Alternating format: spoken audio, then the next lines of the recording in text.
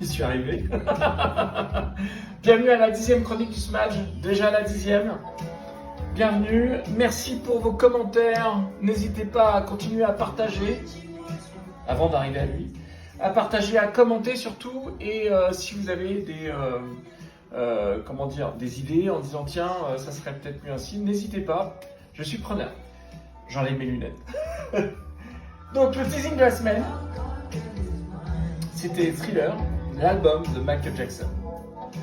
Et en fait, je mets The Girl Is Mine parce que c'est le premier single qui est sorti de cet album.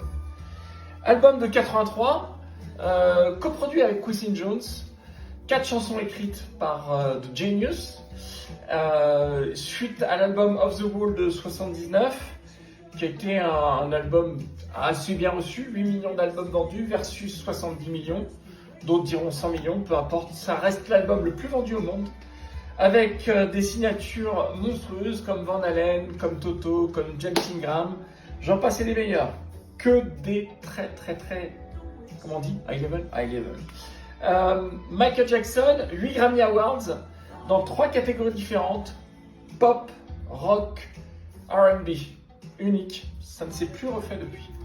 Michael Jackson qui avait été justement très déçu par Off the Wall, qui quémandait les covers sur différents supports, que ce soit pour Rolling Stones, etc. On est un album clairement identifié des années MTV, des années Reagan. C'est un album en plus qui est resté 37 semaines au top du Billboard 200. Je le fais bien, hein. Et il s'est vendu en une année 32 millions d'albums. C'est juste pour vous donner un petit peu. Je crois qu'il y en a plus d'un qui aimerait faire la même chose. Au-delà des Grammy Awards et de la collaboration, c'est la deuxième collaboration puisque Quincy Jones avait déjà collaboré sur Off the Wall. Et puis surtout, Thriller, qu'on écoutera tout à l'heure, qui est une révolution puisque Thriller a été réalisé par John Landis, le fameux Un fauteuil pour deux par exemple, avec notre ami... Non, personne n'a deviné? Eddie Murphy. Voilà, ça c'était pour l'album, j'avais vraiment envie de vous en parler. C'est pas mal, hein? Oh ouais, Girl is mine. Sans transition, je vous avais annoncé que j'allais scinder en deux la chronique du Smash, je vais laisser, puisque maintenant, dorénavant, vous me retrouverez tous les mercredis à 20h30 pour parler du box-office, des bandes annonces et bien sûr, éventuellement, si vous êtes sage, d'un film culte. Voilà, donc sans transition, on va passer à...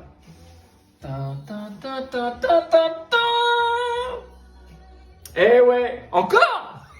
Après le film, là-bas... Non, je vais pas vous parler de cet album-là, ou de cet album-là, culte, ou Superman. Qui quand même, Superman, il faut quand même le dire, c'est le seul super-héros qui ne porte pas de masque et qui se cache derrière ses lunettes. Un héros ordinaire. C'est pas mal ça, hein. Donc notre ami fête ses 85 ans. Et il porte bien les 85 ans. Alors lui, la retraite à 65 ans, c'est déjà loin. Mais non, pas 85 ans. Mais non, 90 ans. Parce que Superman a été créé par Schuster et Siegel, un Allemand et un Canadien.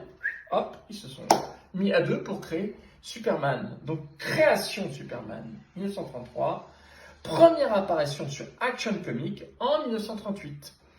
Il a été vendu pour une paille et Schuster et Siegel se sont battus, ont fait 2 actions en justice qu'ils ont gagnées dans les années 70.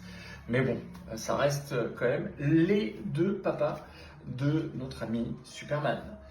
Voilà, donc Superman, c'était son anniversaire. Happy birthday to you! Oh yeah! C'était Superman. Alors, on va passer à Spirou. On passe Ah bah non! Bah oui, mais non, ma biche! Non, en fait. Bah oui, parce qu'en fait, je devais parler de Spirou aujourd'hui. Mais je parlerai la semaine prochaine. Je ferai une spéciale Spirou parce qu'il y a quelque chose là de super bien. Donc, j'ai pas envie de passer trop vite. Donc, je ferai une spéciale sur l'espoir malgré tout d'Émile Bravo. Donc voilà. Hop, bah lui, la semaine prochaine. Pas mal, hein? Rien que la cover, c'est fort. Donc on va parler de... Non, on va pas... Ah bah non. Ah mais si, c'est Émile Bravo, mais non, Boucle d'Or, c'est pas pour nous aujourd'hui. Non. Plus sérieusement, je vais vous parler de Révolution. Vous avez vu cette... Non mais... au secours. Vous voyez cette cover? Elle est monstrueusement bien faite. Et elle veut tout dire. On a un album qui est généreux, plus de 300 pages, le premier tome qui s'appelle donc Liberté. Donc c'est une trilogie, puisqu'on aura bien sûr liberté, égalité, fraternité. C'est un album, au-delà d'être généreux, qui va nous relater la fin d'un nouveau monde, à l'accouchement du nouveau monde, 1789, quasiment 230 ans en arrière. C'est l'histoire quand même du deuxième empire colonial, l'empire colonial français, qui a fait la richesse des comptoirs de l'Atlantique, et puis avec le comptoir des Indes, le tabac, la porcelaine, j'en passe et des meilleurs. Et au-delà de ce cheminement, parce qu'on va avoir un triptyque à l'intérieur, c'est-à-dire qu'on a un point de vue du peuple, des députés et des aristocrates. Alors, comment vous dire que ce soit exceptionnel? C'est une Bible.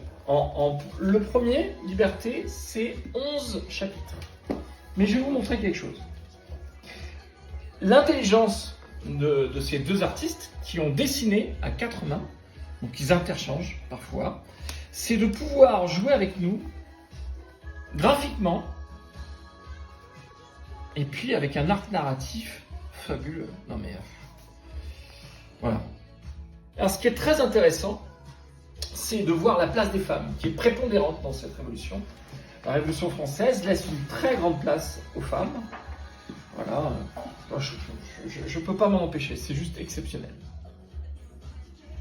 Et puis surtout, au-delà de la place des femmes, le club des Bretons. Le club des Bretons, je ne connais pas. En fait, le club des Bretons, c'était le club des Jacobins. Eh ouais, le club des Jacobins. Et puis surtout, l'écriture. C'est un album qui est extrêmement bien documenté. Je vais vous lire juste un petit passage, je vais faire très vite. Vous avez deux personnages, là, je vais vous montrer. Merci Michael. Dites à François que je suis très content de lui, qu'il continue comme ça, c'est sur les sentiments des valets qu'est bâti mon empire. Ok? Que voulez-vous dire? Vous trouvez ça drôle? Attrape. Et il lui lance un gun, et il dit, ça s'appelle la liberté. Vous comprendrez un peu plus en lisant, parce qu'en fait, c'est un album qui est paru en 2019. Je l'ai relu pour vous. Mais oui, je l'ai relu pour vous parce que le tome 2 vient de sortir cette semaine. Je me suis replongé et c'est épique. C'est franchement, au-delà de la générosité, puisque c'est, comme je vous l'ai dit, 300 pages, c'est à chaque fois, vous avez une explication de ce qui va se passer, du contexte. Donc, on parle de disette, on parle d'abolition des privilèges. C'est, comment vous dire, au-delà de la qualité narrative, j'arrive même plus à trouver les mots, on est emballé. Voilà, vous avez vu? Voilà, et à chaque fois, on vous explique, tiens, les têtes sont tombées. Bref, vous avez compris, c'est vraiment... je pense que là, on tient sûrement, avec le tome 2, l'album de l'année.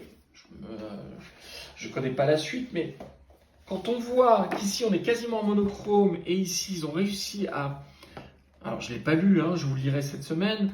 On arrive à changer à chaque fois d'atmosphère. C'est juste en le parcourant. C'est superbe. C'est paru chez Actes Sud, l'an 2, Grouzaël et Locard. Voilà, c'est du grand art. C'est du très beau travail. Et très franchement, c'est bien documenté. Il y a du personnage fictif. Je le remets maintenant, Michael. Il va bientôt se marrer, lui. Il y a du personnage fictif. On voit Marat, on voit les tractations et la royauté. La fin de la royauté qui va arriver, bien sûr. J'ai spoilé? Merde, j'ai spoilé. Pour terminer cette chronique, pardon, la porte se ferme. Voilà. Voilà. Pour terminer la chronique, oh, c'est trop bon ça. Doucement. Je vous avais parlé de la 7e obsession spéciale Disney. Certains m'ont dit, mais c'est sympa, moderne. Ils sont forts, hein. Oh la vache. Ah, c'est bon ça, hein, c'est bon. Bref, on y va. Hop, héritage, qu'il y a eu avant, et vintage. Voilà, 7e réception, ça coûte 8 €.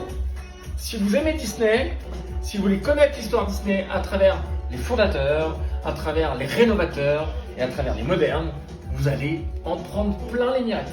Voilà, c'est chouette, je ne vais pas vous l'ouvrir, je vous laisse le soin de les découvrir chez votre libraire. Sur ce,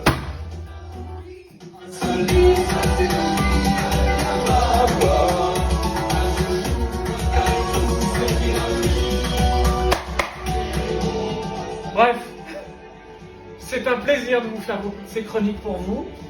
J'aurai le plaisir de vous retrouver mercredi pour la chronique Box Office et dimanche prochain pour la chronique du Smudge. D'ici là, portez-vous bien, partagez, commentez, n'hésitez pas. Je suis là pour vous répondre et continuez à partager encore une fois.